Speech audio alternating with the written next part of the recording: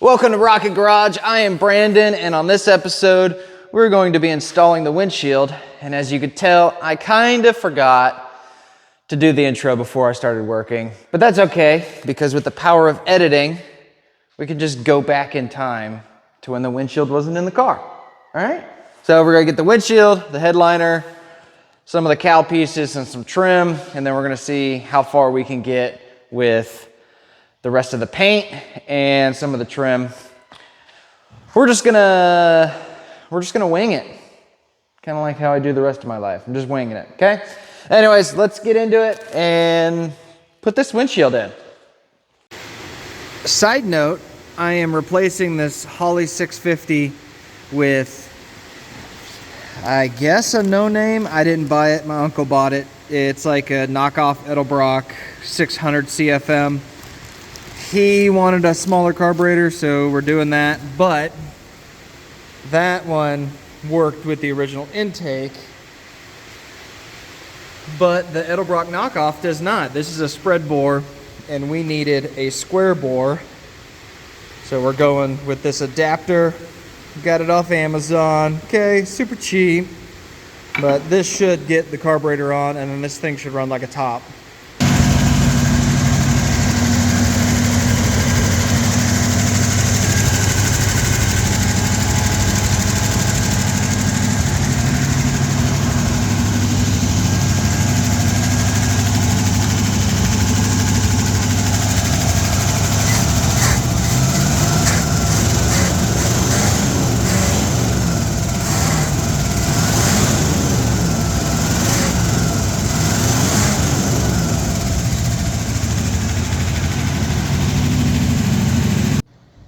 Well, at least I know the thermostat works.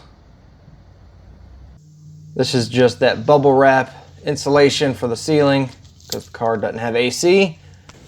Trying to keep some heat out. Just that automotive adhesive mixed with some staples for that tack strip so all the fabric stays up on the roof and not on the roof. Installing the windshield on this car is kind of like every other old car. You put the string inside the rubber, soak it down with some soap, and one person, that's my dad, he's pushing down on the windshield while I'm pulling the string, and that's going to give you the pressure you need to set the window in.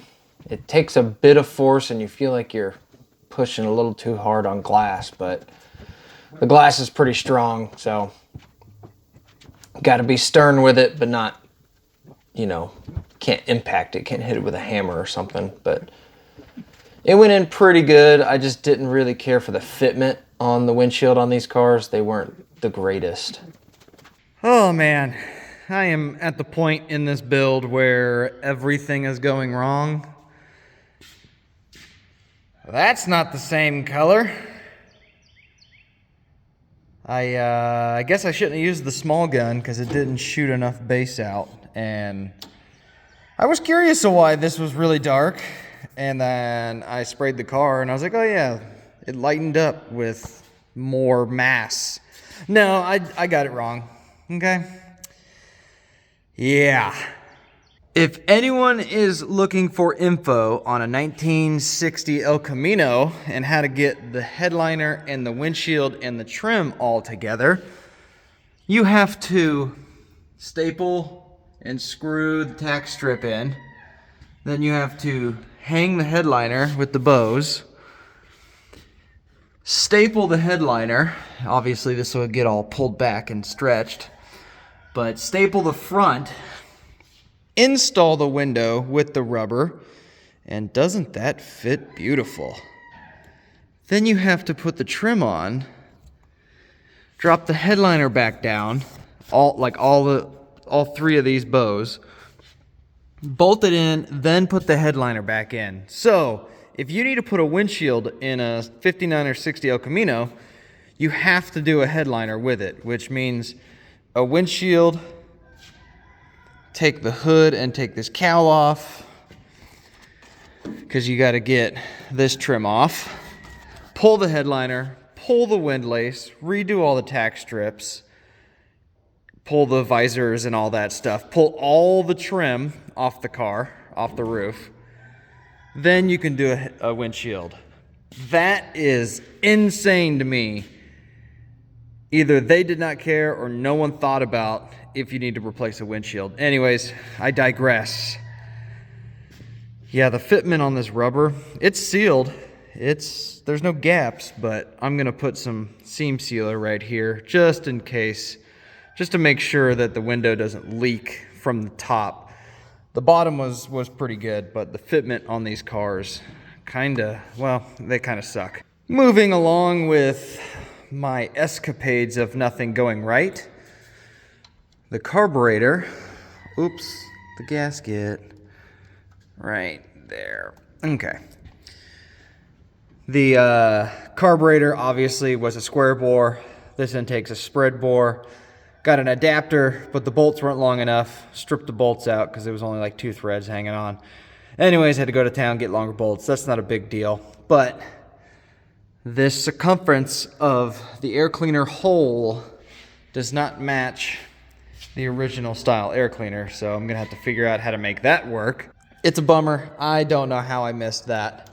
I thought the cowl panel looked pretty dark, but I didn't think it was that dark. Wow, that makes me feel stupid. But anyways, I'm going to start sanding the tailgate, the cowl panel, and the piece for the steering column so I can get the steering column in and all these parts on.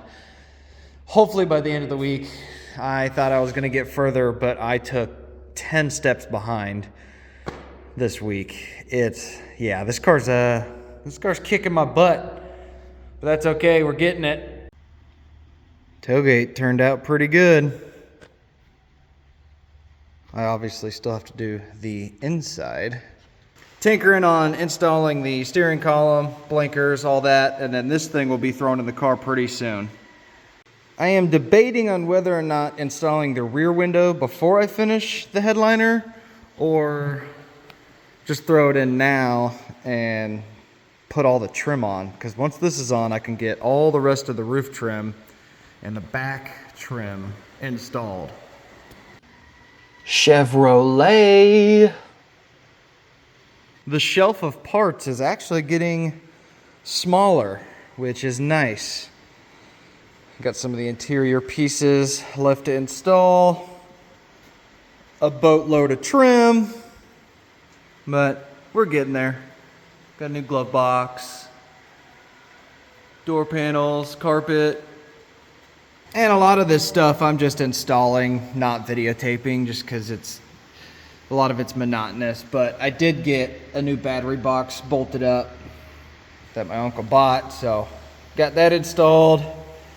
We're getting pretty close on the engine side of stuff. All the hoses are clamped on, no leaks from the heater core.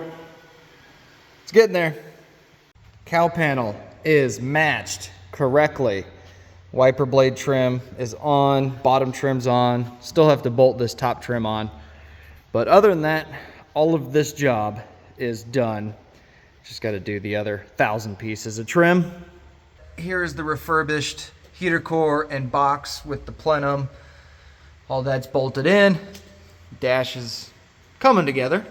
Finally got the hood installed. I actually lost the bolts, so I had to go get some. Got the upper trim bolted down tight. Got about, I don't know, half the trim on the roof, down the A-pillar, up to that front windshield. There's the insulation for the hood installed. Then we finally got the passenger side kind of wrapped up. Looks pretty good. Bed trim along the front of the bed and down the sides of the bed, bed sides. I don't know what you would call those, but upper rail trim. Doing the wind wing here, it's one bolt and then it kind of snaps apart. All that rubber was really dry rotted, just hard as a rock. There's the new weather stripping, and you kind of just peel that apart, pull the window out, and it just as long as you got soapy water, it just snaps together. Got that little airplane installed, some of the upper door trim. The wind wing is done. Got the regulator in it. You can see we got the weather stripping, the felt, all that trim.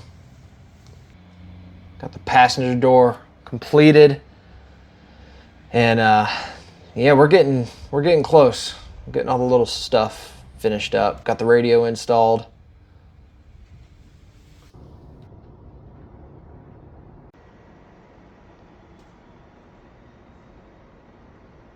Doesn't that look fancy? All right, I think that's gonna be a wrap for this video. We have all the big body panels installed, hood, tailgate, all the glasses installed, quarter glass, all that.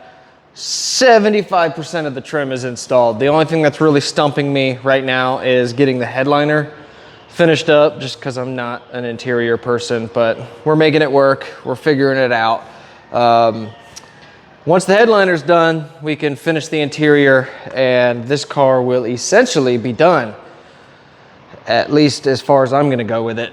I don't think there's too much left. I gotta finish the little bumper pieces, but anyways, that's besides the point. Thanks for watching, liking, subscribing, commenting, doing all the YouTube things. This car has